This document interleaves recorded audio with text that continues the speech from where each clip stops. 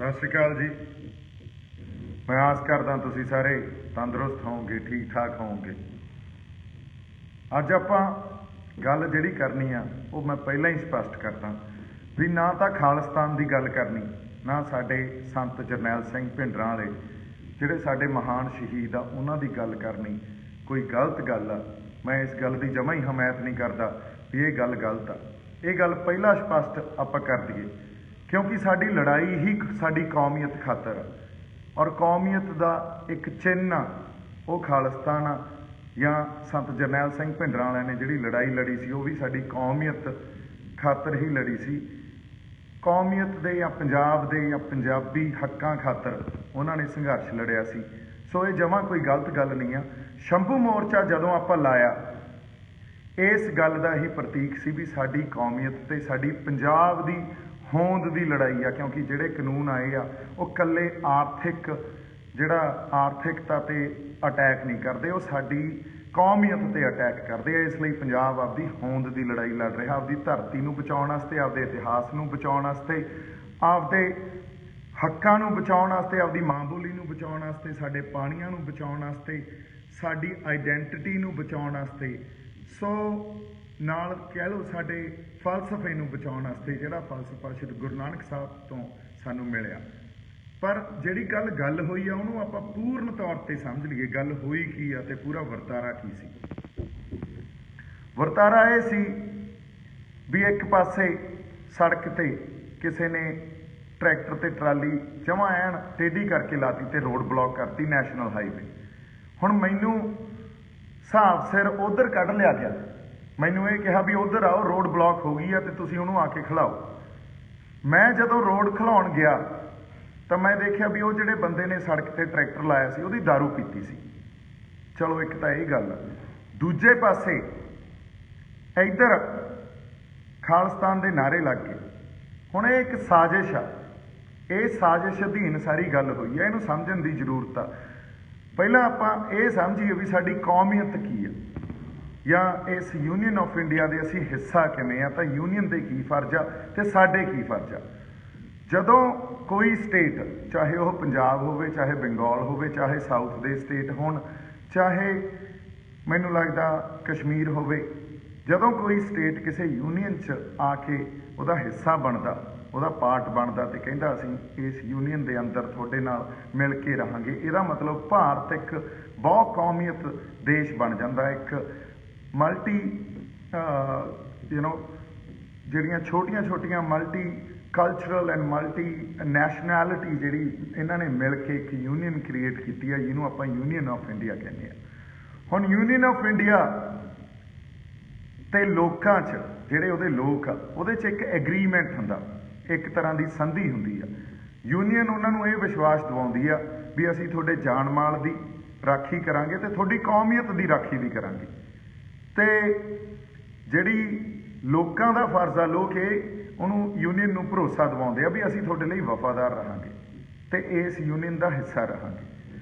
जदों असीं पंजाब उस यूनीयन का हिस्सा बनिया तो सानूं ये विश्वास दिवाया गया भी तुहाडी कौमीयत नूं, तुहाडी विलखणता नूं, तुहाडी मां बोली नूं, तुहाडे इतिहास नूं, तुहाडे पाणीआं नूं असीं नहीं टच करांगे। संविधान च जे कुछ भी तुहाडे उलट जांदा वो संविधान ही मंजूर नहीं करांगे।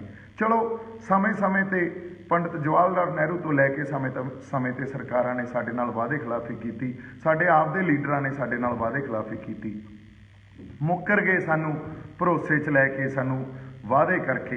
हुण अगली गल ते जदों आईए उहदा सब तो ज़्यादा प्रगट रूप च गल साडे सामने उदों आई जदों इस सरकार ने, इस यूनीयन दी सरकार ने साडे सब तो पवित्र ते सब तो ज़्यादा प्यारी चीज़ या आत्मक सौम्या असीं कह लईए दरबार साहब ते हमला करता।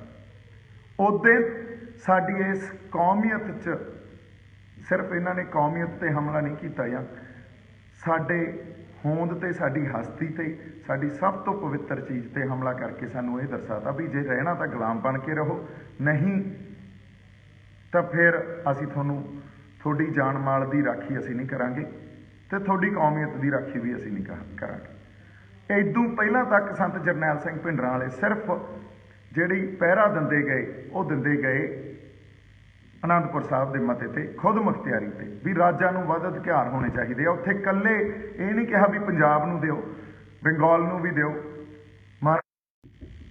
ਤੇ ਸਾਊਥ ਦੇ ਵੀ ਜਿਹੜੇ ਸਟੇਟਸ ਆ ਉਹਨਾਂ ਨੂੰ ਵੀ ਵੱਧ ਅਧਿਕਾਰ ਦਿਓ।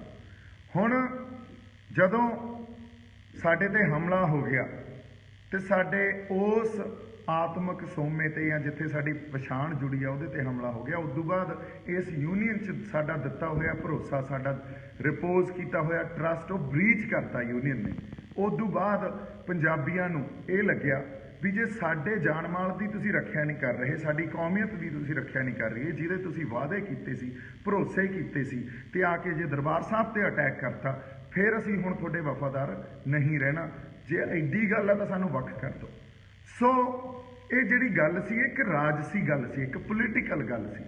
ਇਹਨੂੰ ਸਰਕਾਰਾਂ ਨੇ ਭੰਡ ਕੇ ਇਹਦਾ ਭੰਡੀ ਪ੍ਰਚਾਰ ਕਰਕੇ ਜਦੋਂ ਕੋਈ ਖਾਲਿਸਤਾਨ ਦੀ ਗੱਲ ਕਰਦਾ ਉਦੋਂ ਲੋਕਾਂ ਦੀ ਮਾਨਸਿਕਤਾ 'ਚ ਐਡਾ ਵੱਡਾ ਇਹਦਾ ਅਸਰ ਵਾੜਤਾ ਵੀ ਇਹ ਤਾਂ ਕੋਈ ਅੱਤਵਾਦੀ ਹੋਊਗਾ, ਇਹ ਤਾਂ ਕੋਈ ਵੱਖਵਾਦੀ ਹੋਊਗਾ।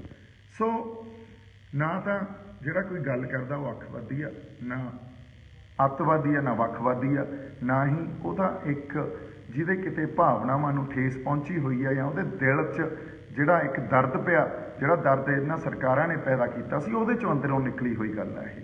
ਹੁਣ ਅਸੀਂ ਅੱਜ ਜੇ ਸ਼ੰਭੂ ਬੈਠੇ ਹਾਂ ਤਾਂ ਸਾਡੀ ਕੌਮੀਅਤ ਨੂੰ ਬਚਾਉਣ ਖਾਤਰ ਹੀ ਬੈਠੇ ਹਾਂ। ਔਰ ਖਾਲਿਸਤਾਨ ਇੱਕ ਉਵੇਂ ਹੀ ਵਰਡ ਆ ਜਿਵੇਂ ਤੇਲੰਗਾਨਾ ਸਾਊਥ ਵਾਲੇ ਸਟੇਟਸ ਜਾਂ ਉਹਨਾਂ ਦੇ ਇਮੋਸ਼ਨਸ ਨੂੰ ਪ੍ਰੈਜ਼ੈਂਟ ਕਰਦਾ, ਜਿਵੇਂ ਬੰਗਾਲੀਆਂ ਦੇ ਇਮੋਸ਼ਨਸ ਨੂੰ ਪ੍ਰੈਜ਼ੈਂਟ ਕਰਦਾ, ਪੰਜਾਬ ਸਾਡੇ ਇਮੋਸ਼ਨਸ ਨੂੰ ਪ੍ਰੈਜ਼ੈਂਟ ਕਰਦਾ, ਉਵੇਂ ਹੀ ਖਾਲਿਸਤਾਨ ਇੱਕ ਪੀਪਲਸ ਐਸਪੀਰੇਸ਼ਨ ਆ। ਜਿਵੇਂ ਕਈ ਧਿਰਾਂ ਨੇ ਅੱਜ ਜਿਹੜੀ ਹਿੰਦੂ ਵਰਗ ਦੀਆਂ ਧਿਰਾਂ ਉਹਨਾਂ ਨੇ ਹਿੰਦੂ ਰਾਸ਼ਟਰ ਦੀ ਗੱਲ ਕੀਤੀ ਆ, ਕਿਉਂਕਿ ਉਹ ਵੀ ਇੱਕ ਉਹਨਾਂ ਦੀ ਐਸਪੀਰੇਸ਼ਨ ਹੈ, ਇੱਕ ਮਨਸ਼ਾ, ਲੋਕਾਂ ਦੀ ਮਨਸ਼ਾ, ਪੀਪਲਸ ਐਸਪੀਰੇਸ਼ਨ ਆ।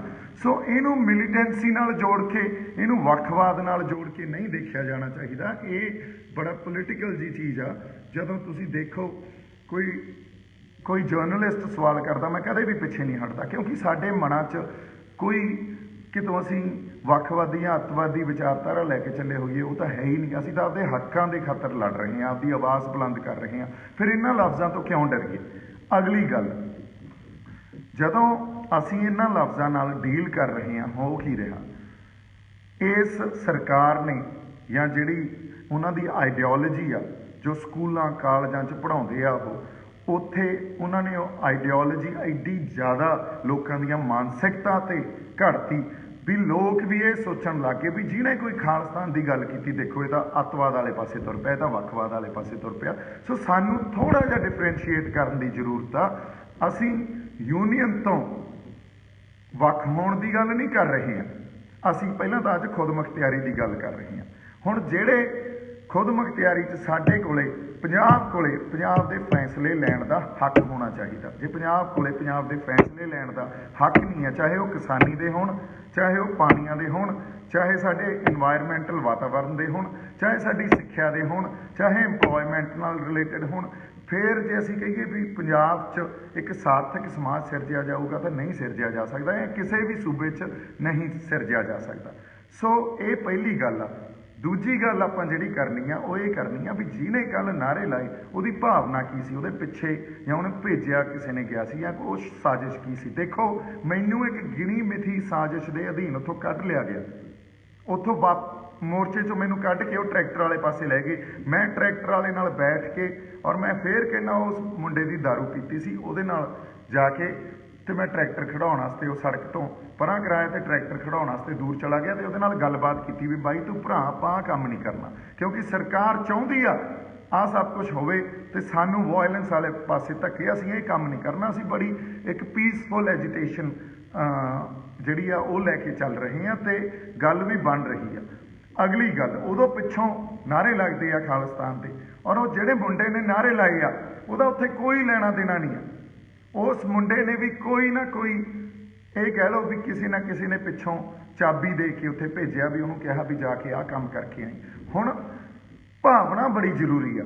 ਜਦੋਂ ਹਾਕਮ ਬਾਈ ਵਰਗੇ ਗਏ ਉਹਨੂੰ ਲੈ ਕੇ, ਉਹ ਐਕਚੁਅਲੀ 'ਚ ਇਹ ਸਾਜ਼ਿਸ਼ ਨੂੰ ਸਮਝ ਕੇ ਵੀ ਹੋ ਕੀ ਰਿਹਾ, ਉਹਨਾਂ ਦਾ ਗੁੱਸਾ ਉਸ ਸਾਜ਼ਿਸ਼ ਦੇ ਪ੍ਰਤੀ ਸੀ, ਪਰ ਉਹ ਨਿਕਲ ਗਿਆ ਜਾਂ ਮੀਡੀਆ ਨੇ ਦਿਖਾਇਆ ਕਿਸੇ ਹੋਰ ਢੰਗ ਨਾਲ। ਸੋ ਗੱਲ ਇਹ ਨਹੀਂ, ਗੱਲ ਆਪਾਂ ਤਾਂ ਉਦੋਂ ਦੀ ਕਰ ਰਹੇ ਹਾਂ ਵੀ ਸਾਡਾ ਸਟੇਟਹੁੱਡ, ਅਸੀਂ ਸਟੇਟਹੁੱਡ ਮਾਣਿਆ ਹੋਇਆ, ਸਾਡੇ 'ਚ ਕੌਮੀਅਤ ਦਾ ਜਜ਼ਬਾ ਜਾਂ ਸੋਵਰਨਿਟੀ ਦਾ ਜਜ਼ਬਾ ਬੜਾ ਜ਼ਿਆਦਾ ਸਟਰੋਂਗ ਆ। ਔਰ ਉਹ ਸਟਰੋਂਗ ਜਜ਼ਬੇ ਨੂੰ ਜੇ ਤੁਸੀਂ ਸਾਂਭ ਕੇ ਰੱਖਣਾ ਤੇ ਸਾਡੇ ਸਟੇਟਹੁੱਡ ਨੂੰ, ਸਾਡੀ ਕੌਮੀਅਤ ਨੂੰ ਮਾਣ ਸਨਮਾਨ ਦਿਓ, ਸਾਨੂੰ ਸਪੇਸ ਦਿਓ ਇਸ ਯੂਨੀਅਨ 'ਚ।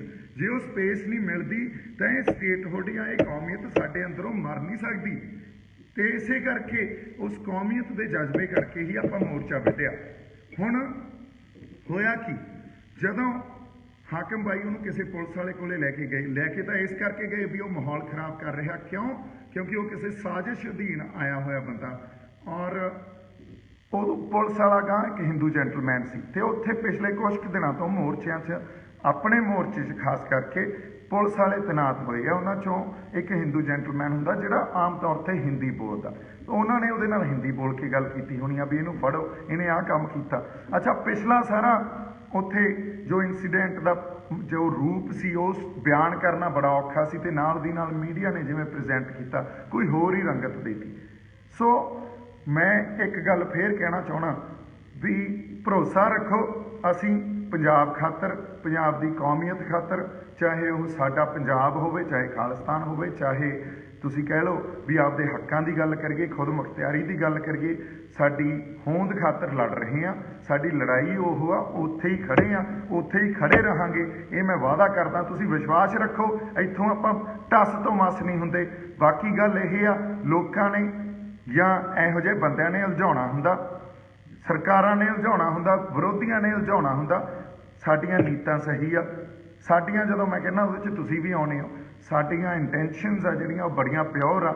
ਮੈਂ ਤਾਂ ਉਹਦੇ ਪ੍ਰੈਸ ਕਾਨਫਰੰਸ 'ਚ ਇੱਥੋਂ ਤੱਕ ਗੱਲ ਕਰਕੇ ਆਇਆ, ਕਿਉਂਕਿ ਮੈਂ ਸੰਤ ਜਰਨੈਲ ਸਿੰਘ ਭਿੰਡਰਾਂ ਤੋਂ ਸੇਧ ਲਈ ਆ। ਉਹਨਾਂ ਦੀ ਮੈਂ ਸਪੀਚ ਸੁਣ ਰਿਹਾ ਸੀ, ਉਹ ਕਹਿੰਦੇ ਮੈਂ ਇਲੈਕਸ਼ਨ ਨਹੀਂ ਲੜਦਾ। ਲੋ ਸਾਰੀ ਉਮਰ ਉਹਨਾਂ ਨੂੰ ਜਦੋਂ ਤੱਕ ਸ਼ਹੀਦੀ ਨਹੀਂ ਹੋਈ ਉਸ ਤੋਂ ਬਾਅਦ ਵੀ ਕਾਂਗਰਸ ਦਾ ਏਜੰਟ ਕਹਿੰਦੇ ਰਹੇ ਕੁਛ ਲੋਕ। ਤੁਸੀਂ ਜਿਉਣ ਕਿਹਨੂੰ ਦਿੰਦੇ ਹੋ ਇੱਥੋਂ? ਹੁਣ ਮੈਂ ਉਹਨਾਂ ਤੋਂ ਸੇਧ ਲਈ ਆ, ਉਹ ਕਹਿੰਦੇ ਜੀ ਮੈਂ ਇਲੈਕਸ਼ਨ ਨਹੀਂ ਲੜਦਾ, ਮੈਂ ਸੰਘਰਸ਼ ਦੀ ਜਿਹੜੀ ਇੱਕ ਪੋਲੀਟਿਕਸ ਆ ਜਾਂ ਇੱਕ ਇਹੋ ਜਿਹੀ ਧਿਰ ਜਿਹੜੀ ਇਹਨਾਂ ਤੇ ਪਹਿਰਾ ਦੇ ਸਕੇ, ਮੈਂ ਉਹਦਾ ਇੱਕ ਅੰਗ ਬਣ ਕੇ ਰਹੂੰਗਾ। ਜਿੱਥੇ ਜ਼ਬਰ ਤੇ ਜ਼ੁਲਮ ਹੁੰਦਾ ਉਹਦੇ ਖਿਲਾਫ ਆਪਦੀ ਆਵਾਜ਼ ਬੁਲੰਦ ਕਰੂੰਗਾ। ਮੈਂ ਵੀ ਇਹੀ ਗੱਲ ਉਸ ਪ੍ਰੈਸ ਕਾਨਫਰੰਸ 'ਚ ਕਹਿ ਕੇ ਆਇਆ ਵੀ ਪੰਜਾਬ ਨੂੰ ਪੰਜਾਬ ਦੀ ਨਿਰੋਲ ਸਿਆਸਤ ਦੀ ਜ਼ਰੂਰਤ ਆ, ਤੇ ਉਸ ਸਿਆਸਤ 'ਤੇ ਕੋਈ ਪਹਿਰੇਦਾਰੀ ਤੇ ਕੁੰਡਾ ਸਿਸਟਮ ਦੀ ਜ਼ਰੂਰਤ ਆ। ਇਹ ਸਾਡੀ ਸਮਾਜ ਦੀ ਇਸ ਵੇਲੇ ਜ਼ਰੂਰਤ ਆ। ਨਹੀਂ ਤਾਂ ਅਸੀਂ ਕਹੀਏ ਵੀ ਪੰਜਾਬ ਦੇ ਹੱਕ ਪ੍ਰੋਟੈਕਟ ਕਰ ਲਾਂਗੇ, ਅਸੀਂ ਸੈਂਟਰ ਤੋਂ ਪ੍ਰੋਟੈਕਟ ਕਰ ਲਾਂਗੇ, ਜਾਂ ਇਹ ਕਾਨੂੰਨ ਵਾਰ-ਵਾਰ ਆਉਣਗੇ, ਹੋਰ ਕਈ ਪਾਲਿਸੀਆਂ ਲੈ ਕੇ ਆਉਣਗੇ ਇਹ। ਸੋ ਇਹ ਹੁਣ ਲੁਕਵੇਂ ਢੰਗ 'ਚ ਸਾਡੇ ਤੇ ਵਾਰ ਕਰ ਰਹੇ ਆ, ਸਾਡੀ ਕੌਮੀਅਤ ਦੇ ਖਿਲਾਫ ਵੱਡੇ ਵੱਡੇ ਹਮਲੇ ਹੋ ਰਹੇ ਆ। ਇਸੇ ਖਾਤਰ ਤਾਂ ਆਪਾਂ ਲੜ ਰਹੇ ਹਾਂ। ਸੋ ਆਓ ਇਕੱਠੇ ਮਿਲ ਜੁਲ ਕੇ ਲੜੀਏ, ਮਿਲ ਜੁਲ ਕੇ ਇਸ ਸੰਘਰਸ਼ ਨੂੰ ਅੱਗੇ ਵਧਾਈਏ। ਇਹ ਇਸ ਟਾਈਮ ਇੱਕ ਇਤਿਹਾਸਕ ਯੁੱਧ ਆ, ਪੰਜਾਬ ਦੀ ਹੋਂਦ ਦੀ ਖਾਤਰ ਲੜੀ ਜਾਂਦੇ ਆ ਆਪਾਂ। ਸਾਡੀ ਵਿਲੱਖਣਤਾ, ਸਾਡੀ ਆਈਡੈਂਟਿਟੀ, ਸਾਡੇ ਪਾਣੀ, ਸਾਡਾ ਇਤਿਹਾਸ, ਸਾਡੀ ਮਾਂ ਬੋਲੀ, ਸਾਡੇ ਫਲਸਫੇ ਖਾਤਰ ਲੜੀ ਜਾਂਦੇ ਆ। ਤੁਸੀਂ ਦੇਖੋ, ਇਸੇ ਖਾਤਰ ਜਿਹੜੇ ਸੁਹਿਰਦ ਲੋਕ ਆ, ਨੇਕ ਰੂਹਾਂ, ਉਹਨਾਂ ਨੂੰ ਜਾ ਕੇ ਮੈਂ ਮਿਲ ਰਿਹਾ, ਉਹਨਾਂ ਨੂੰ ਮੈਂ ਜਾ ਕੇ ਬੇਨਤੀ ਕਰ ਰਿਹਾ ਵੀ ਇਕੱਠੇ ਹੋ ਜਾਓ, ਪੰਜਾਬ ਖਾਤਰ ਇਕੱਠੇ ਹੋ ਜਾਓ, ਸਾਡੇ ਲੋਕਾਂ, ਸਾਡੀ ਧਰਤੀ ਖਾਤਰ ਇਕੱਠੇ ਹੋ ਜਾਓ। ਸੋ ਪਰ ਜੇ ਕੋਈ ਇਹ ਸਾਜ਼ਿਸ਼ ਆ ਕੇ ਕਰਦਾ, ਉਸ ਸਾਜ਼ਿਸ਼ ਨੂੰ ਅਸੀਂ ਜਾਂ ਸਾਡੀ ਕੋਈ ਟੀਮ ਦੇ ਬੰਦੇ ਜਾ ਕੇ ਕਿਸੇ ਪੁਲਿਸ ਕੋਲੇ ਜਾਂ ਕਿਸੇ, ਇਹ ਮੈਂ ਮੰਨਦਾ ਵੀ ਉਹਦੇ ਨਾਲ ਗੱਲਬਾਤ ਕੀਤੀ ਜਾ ਸਕਦੀ ਸੀ, ਉਹਨੂੰ ਆਪਾਂ ਫੜਾਇਆ ਨਹੀਂ।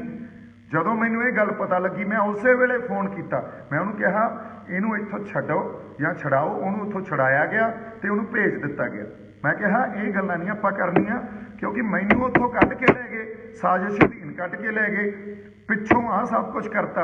ਉਹਨਾਂ ਨੂੰ ਪਤਾ ਸੀ ਜੀ ਦੀਪ ਹੋਇਆ, ਉਹਨੇ ਕਿਸੇ ਹੋਰ ਢੰਗ ਨਾਲ ਸਿਚੁਏਸ਼ਨ ਹੈਂਡਲ ਕਰਨੀ ਆ। ਕਈ ਵਾਰੀ ਸਾਰੇ ਬੰਦੇ ਇੱਕੋ ਤਰ੍ਹਾਂ ਰਿਐਕਟ ਨਹੀਂ ਕਰਦੇ ਹੁੰਦੇ, ਹਰ ਕਿਸੇ ਦਾ ਰਿਐਕਸ਼ਨ ਵੱਖਰਾ ਵੱਖਰਾ ਹੁੰਦਾ, ਹਰ ਕਿਸੇ ਦੀ ਸਮਝ ਵੱਖਰੀ ਵੱਖਰੀ ਹੁੰਦੀ ਆ। ਸੋ ਅਸੀਂ ਬੜੇ ਮੈਚੋਰਿਟੀ ਨਾਲ, ਆਪਦੇ ਆਪ 'ਚ ਠਰੰਮੇ ਨਾਲ ਤੇ ਇਕੱਠੇ ਰਹਿ ਕੇ ਚੱਲਣਾ, ਆਪਸ 'ਚ ਪਾੜਨਾ ਨਹੀਂ ਆ। ਸਾਨੂੰ ਸਾਰਿਆਂ ਨੂੰ, ਸਾਨੂੰ ਜਦੋਂ ਮੈਂ ਕਹਿੰਦਾ ਆਪਾਂ ਸਾਰੇ, ਸਾਨੂੰ ਪਾੜਨ ਦੇ ਯਤਨ ਵੀ ਕਰਨਗੇ, ਸਾਨੂੰ ਇੱਕ ਦੂਜੇ ਦੇ ਖਿਲਾਫ ਲਿਖਣ ਦੇ ਯਤਨ, ਆਪਾਂ ਦੇਖੋ ਪੋਸਟਾਂ ਲਿਖਣ ਲੱਗ ਹੀ ਪਏ ਆ। ਸੋ ਇਹਨਾਂ ਸਾਰੀਆਂ ਜਿਹੜੀਆਂ ਸਾਜ਼ਿਸ਼ਾਂ ਅਧੀਨ ਸਾਨੂੰ ਆਪਸ 'ਚ ਖੰਡਾਰਿਆ ਜਾਊਗਾ, ਸਾਨੂੰ ਪਾੜਿਆ ਜਾਊਗਾ, ਇੱਕ ਦੂਜੇ ਦੇ ਖਿਲਾਫ ਖੜੇ ਕੀਤਾ ਜਾਊਗਾ। ਉਹਨਾਂ ਚੱਕਰਾਂ 'ਚ ਆਪਾਂ ਨਹੀਂ ਪੈਣਾ।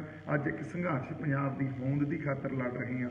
ਪਹਿਲਾਂ ਤਰਜੀਹ ਉੱਥੇ ਕਿਸਾਨੀ ਨੂੰ ਦਿੱਤੀ ਹੋਈ ਆ, ਮਜ਼ਦੂਰਾਂ ਨੂੰ ਦਿੱਤਾ ਹੋਇਆ। ਹੋਰ ਬਹੁਤ ਮਸਲੇ ਆ ਜਿਨ੍ਹਾਂ ਖਾਤਰ ਆਪਾਂ ਇਕੱਠੇ ਹੋ ਕੇ ਲੜਨਾ, ਇਸ ਸਟਰਗਲ ਪੋਲੀਟਿਕਸ ਨੂੰ ਅੱਗੇ ਵਧਾਉਣਾ।